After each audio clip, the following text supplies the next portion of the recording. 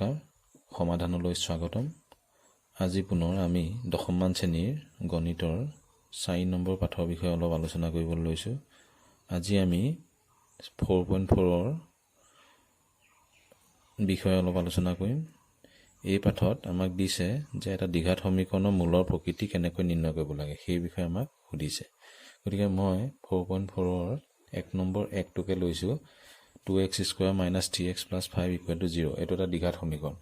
গতিকে এই সমীকৰণটোৰ মূলবোৰ কেনেকুৱা ধৰণৰ হ'ব, আমি কেনেকৈ নিৰ্ণয় কৰিম। এতিয়া এইটো কাৰণে আমি প্ৰথমতে দ্বিঘাত সমীকৰণটোৰ পৰা a মান কিমান,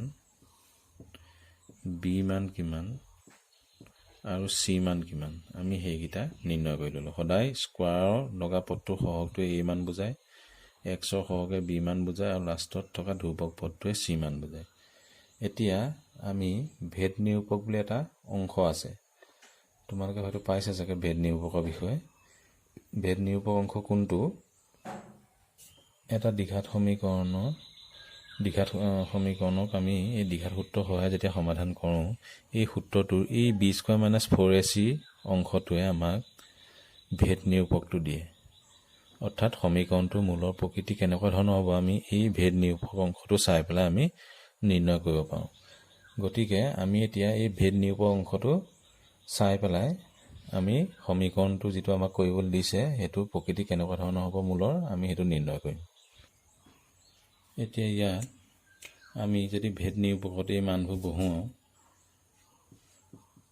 d মানে ভেদ নিৰূপক, 4ac - 3 whole square - 4ac, minus চিটো স্কোৱাৰ কৰিলে মাইনাছ চিনটো আঁতৰি প্লাছ হৈ যাব, ঋণাত্মক সংখ্যা বৰ্গ কৰিলে ঋণাত্মক চিনটো আঁতৰি যায়। গতিকে 9 হ'ব মাইনাছ 4 × 8, 8 × 5 = 40, 9 পৰা 40 বিয়োগ কৰিলে মানটো কিমান হ'ব, এইটো ঋণাত্মক সংখ্যাটো ওলাব। সৰু সংখ্যা বা ডাঙৰ সংখ্যা বিয়োগ কৰিলে সদায় উত্তৰটো ঋণাত্মক হয়, -31। এতিয়া আমি ভেদ নিৰূপক অংশটোত a b c মানবোৰ বহুৱাই পেলাই -31 পালোঁ। এতিয়া আমি ভেদ নিৰূপকৰ ক্ষেত্ৰত আমি তিনিটা কথা পাইছোঁ। যদি b² - 4ac > 0 হয়, তেন্তে দুটা স্পষ্ট বাস্তৱমূল থাকে, সমীকৰণটো দুটা স্পষ্ট বাস্তৱমূল থাকে বুলি আমি পাইছোঁ। কিতাপত আছে, তোমালোকে লক্ষ্য কৰিলে দেখিবা। যদি b² - 4ac = 0 ওলায়, b² - 4ac মান যদি 0 ওলায়, তেতিয়াহ'লে দুটা সমান বাস্তৱমূল থাকে।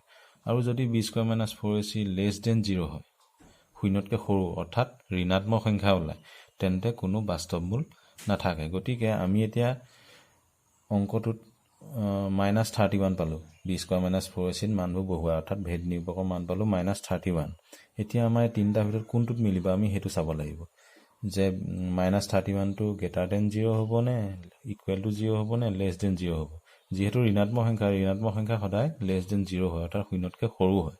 মাইনাছত থকা সংখ্যাবোৰ সদায় শূন্যতকৈ সৰু, অৰ্থাৎ b² - 4ac মানটো শূন্যতকৈ সৰু, যিহেতু -31 ওলাইছে। গতিকে -31 যিহেতু ওলাইছে, এই 3 নম্বৰ এইটোৰ লগত আমাৰ মিলিছে। যদি 3 নম্বৰ এইটোৰ লগত মিলে, b² - 4ac <0 হয়, তেন্তে সমীকৰণটোৰ মূল কেনেকুৱা হ'ব, কোনো বাস্তৱমূল নাথাকে। তাৰমানে সমীকৰণটোৰ দ্বিঘাত সমীকৰণটো যিটো আমাক দিছিলে, তাৰ কোনো বাস্তৱমূল নাই। আমি ভেদ নিৰূপক অংশটো চাই পেলাই তেনেকৈ মূলৰ প্ৰকৃতি নিৰ্ণয় কৰিব পাৰোঁ। গতিকে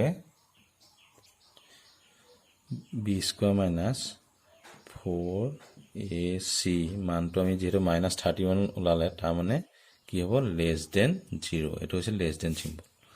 এতিয়া <0 হ'লে মূলৰ প্ৰকৃতি কেনেকুৱা হ'ব, তেতিয়াহ'লে আমি সেই তিনিটা পইণ্টত চাই পেলাই আমি গম পালোঁ যে যদি <0 হয়, সমীকৰণটোৰ কোনো বাস্তৱমূল নাই। গতিকে মূলৰ প্ৰকৃতি আমি কি বুলি লিখিম, যে সমীকৰণটোৰ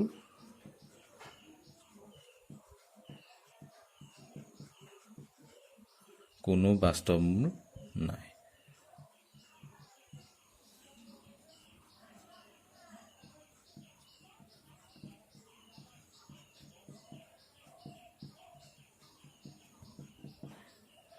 গতিকে এনেকৈ প্ৰকৃতি নিৰ্ণয় কৰিব লাগিব। আৰু যদি আমাক প্ৰশ্নটো এনেকৈ দিছিলে,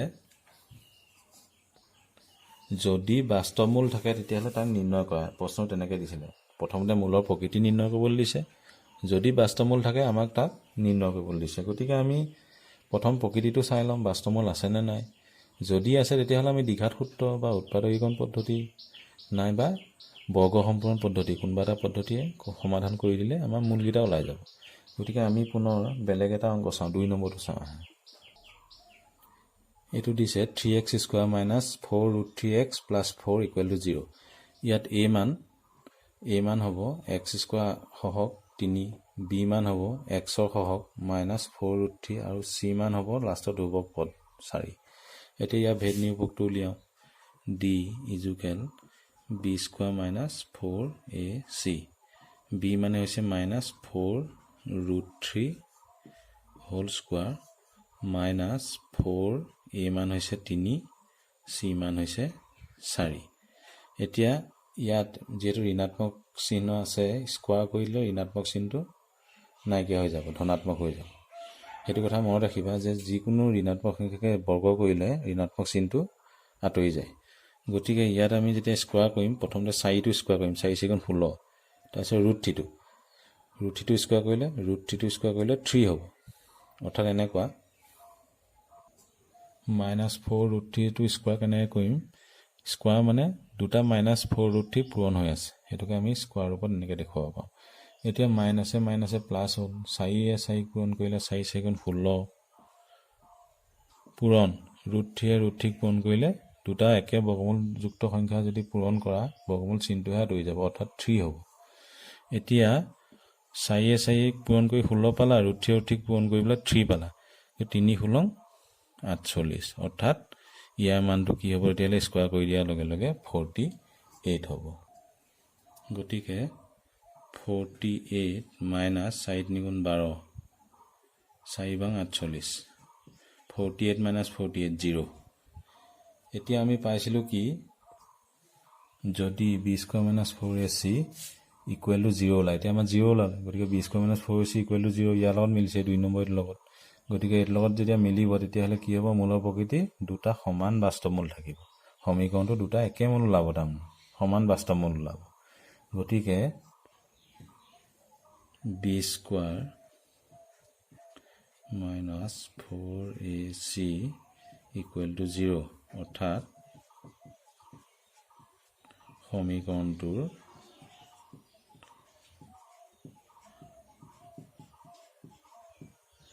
দুটা সমান বাস্তৱমূল আছে। সমান বাস্তৱমূল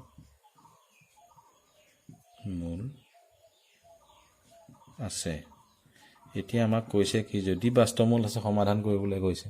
গতিকে ইয়াতো বাস্তৱমূল আমি পাই গ'লোঁ, যিহেতু =0 ওলাইছে b² - 4ac মানটো। গতিকে দুটা সমান বাস্তৱমূল আছে বুলি কৈছে। গতিকে বাস্তৱমূল থাকিলে এতিয়া ইয়াক সমাধান কৰি দেখুৱাব লাগিব। গতিকে আমি কেনেকৈ সমাধান কৰিম, এতিয়া মই দ্বিঘাত সূত্ৰটোকে লৈ লৈছোঁ। x = মই দ্বিঘাত সূত্ৰ প্ৰয়োগ কৰি পেলাই কৰিম, -b ± √b² - 4ac / twice। এতিয়া b মানটো হৈছে আমি ওপৰত পাই আহিছোঁ -4√3 ± b² - 4ac মানটো আমি ইতিমধ্যে উলিয়াইছিলোঁৱে। গতিকে আকৌ পুনৰ কৰি নাথাকোঁ, b² - 4ac মানটো আমি 0 পাইছিলোঁ, / twice 2 × 3। গতিকে যিহেতু শূন্য আছে, গতিকে তাৰ বৰ্গমূল দিয়া নিদিয়া কোনো অৰ্থ নাথাকিব।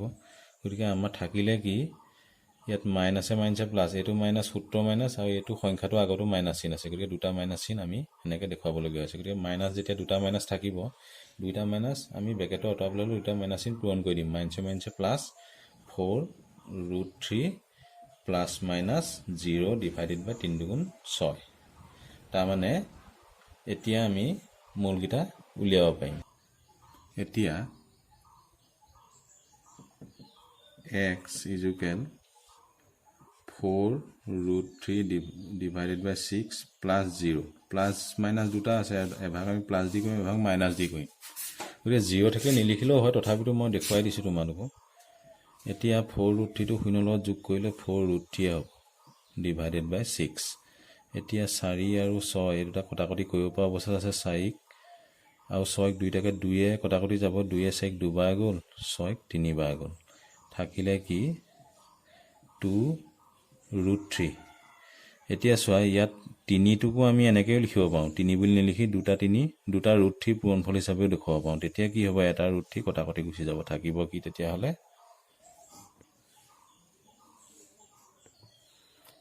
3টো আমি এনেকৈ দুটা √3 পূৰণফল হিচাপে দেখুৱাব পাৰোঁ। এনেকৈ দুটা √3 পূৰণফল হিচাপে দেখুৱালে আমাৰ লাভ কি হ'ব, ওপৰত থকা √3 লগত আমি তলৰ √3টো কটাকটি কৰি দেখুৱাব পাৰিম। গতিকে এই 3 ঠাইত আমি √3 × √3 বুলি লিখিছোঁ, কাৰণ √3 পূৰণ কৰিলে 3 হয়। গতিকে এইটো কাৰণে √3 × √3 বুলি লিখিছোঁ, যাতে ওপৰৰ √3 লগত এটা √3 আমি কটাকটি কৰি দিব পাৰোঁ। আৰু থাকিব কি 2/√3। গতিকে এটা মূল আমি পালোঁ 2/√3। ইটোও সমানে ওলাব, 2/√3 ওলাব, যিহেতু b² - 4ac মানটো 0 ওলাইছে। গতিকে চোৱাচোন ইটো মূল x = প্ৰথমতে আমি +0 ল'লোঁ, 4√3 - 0 / 6, অৰ্থাৎ 4√3 পৰা 0 মাইনাছ কৰা মানে 4√3 থাকিব। এইটো সালসলনি একো নহয়, / 6। ইয়াতো 2 4 দুবাৰ গ'ল, 6 তিনিবাৰ যাব। গতিকে 2√3 / 3 থাকিব। এতিয়া এই 3টো ঠাইত আমি 3 বুলি নিলিখি √3 × √3 বুলি লিখিম, আৰু ওপৰত আছে 2 × √3।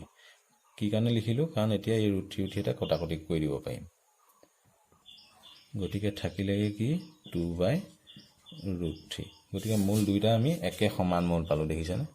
এতেকে মূল দুটা আমি পালোঁ x = 2/√3 আৰু 2/√3, একে সমান বাস্তৱ মূল পালোঁ।